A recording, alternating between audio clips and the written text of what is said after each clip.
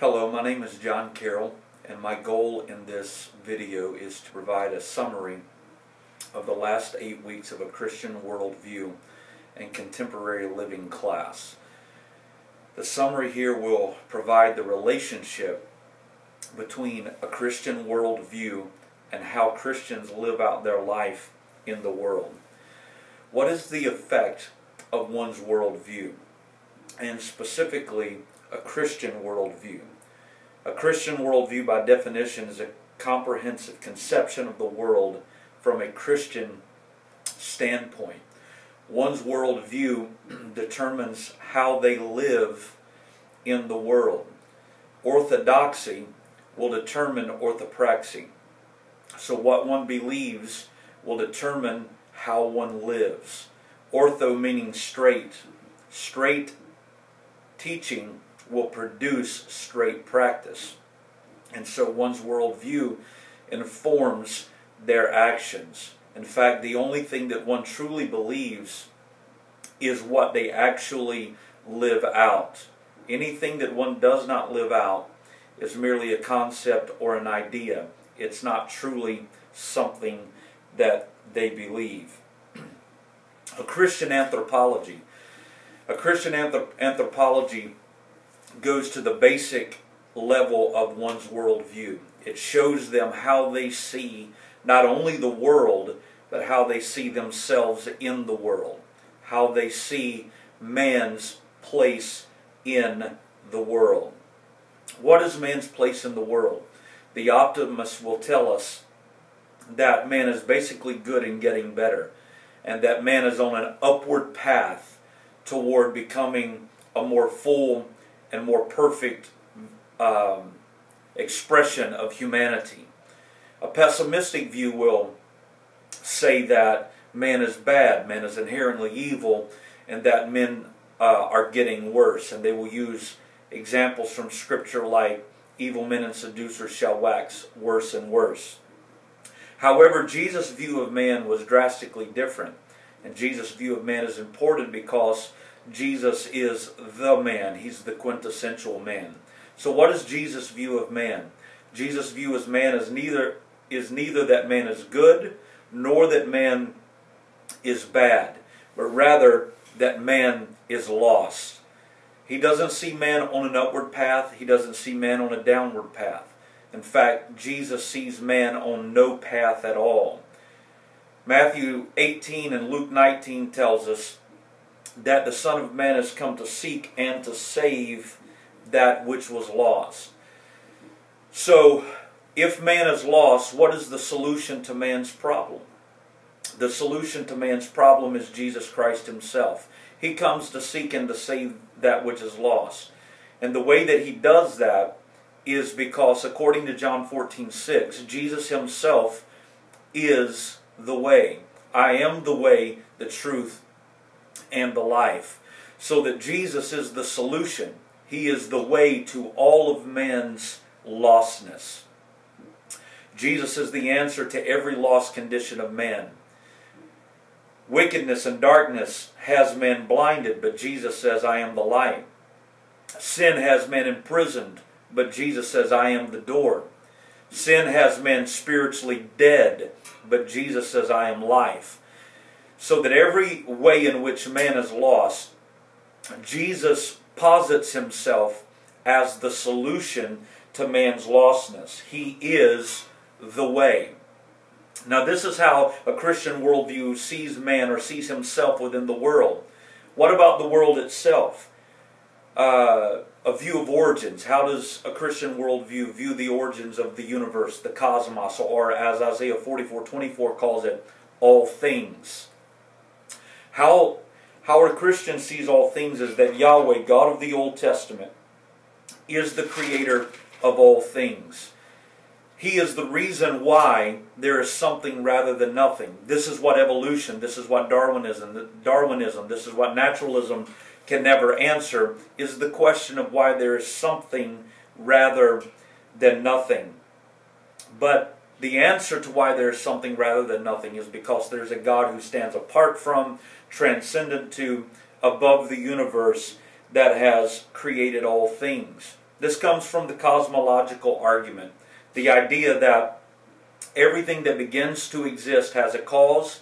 The universe has a cause, therefore, or the universe began to exist, therefore the universe has a cause. So we know that everything that began to exist has a cause. We know that nothing cannot produce something, obviously, because nothing is nothing.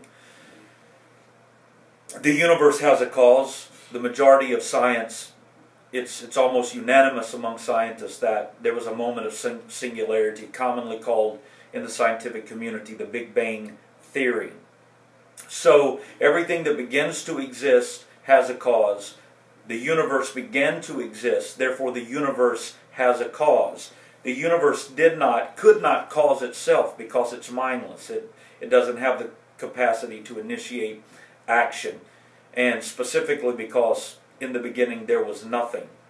So that the only possible way that we can have something rather than nothing is for a mind, a being outside, transcendent to all things, creates all things. This is the whole point of Isaiah 44:24.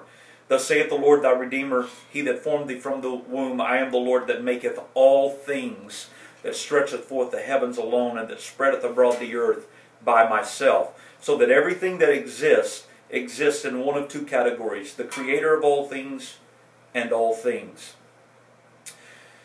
The moral argument for the existence of God is that without God, there is no such thing as objective moral values. The moral argument in syllogistic form goes like this. Every law has a lawgiver. This is obvious. Laws don't create themselves. Legislators, lawmakers create laws. So number one, every law has a lawgiver. Number two, there is a moral law. We know that there is a moral law. The evidence of the moral law is self-evident. It's not always evident in how we treat others because we violate the moral laws of God. Every human has sinned and transgressed against the law of God. So we don't know that there's a moral law based upon how we treat others. However, we know that there is a moral law inherently. It's innate. It's something intrinsic to us that we know there is a moral law when that moral law is violated against us. In other words, we may reject or resist the idea of a moral law when we kill someone else. But we know that there is a moral law and that it is objectively wrong to kill when someone kills someone that we love, our wife, our child, our family member, our friend. It is at that point how we react to violations against the moral law that we know that the moral law exists. So let's back up for a moment. Every law has a lawgiver. There is a moral law. Therefore, there is a moral lawgiver. Now, the only way for there to be an objective law is for this lawgiver to be God. If I am the lawgiver, or if any other man is the lawgiver, then law becomes subjective. The moral law becomes subjective. It becomes subjective based upon what I think is good or bad. However, for there to be an objective morality in the world, objective good and evil in the world, there has to be a transcendent lawgiver to create an objective basis for morality. And that lawgiver is God Himself. The root of atheism is Psalm 53 and verse number 1. The fool has said in his heart, there is no God. So that atheism is not really an intellectual problem. The fool did not say in his mind there is no God. The fool said in his heart there is no God. Why? He goes on to say, the psalmist goes on to say, corrupt are they. They have done abominable iniquities, and there is none that doeth good.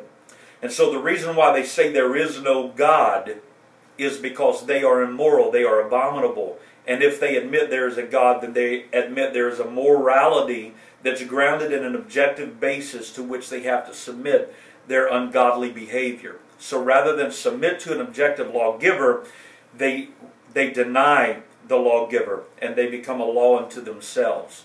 So that it's a heart problem and not an intellectual problem that causes men to become atheists. Now, how does this worldview, Christian worldview, play out in real life, specifically contemporary America? plays out in two ways for me personally.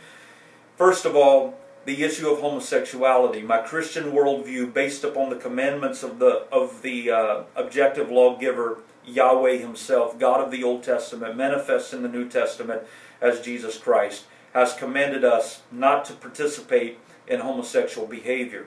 So because he is the objective lawgiver, man must submit his passions to that objective moral law that God has given to us. The second way in which my Christian worldview plays out is in my objection to the cultural genocide of abortion. The reason why abortion is evil is because when I take a life, even though if I were a woman, if I were to take the life of my child, I'm still taking a life that does not inherently belong to me. The reason why it's not immoral for God to take life is because he is the giver of life.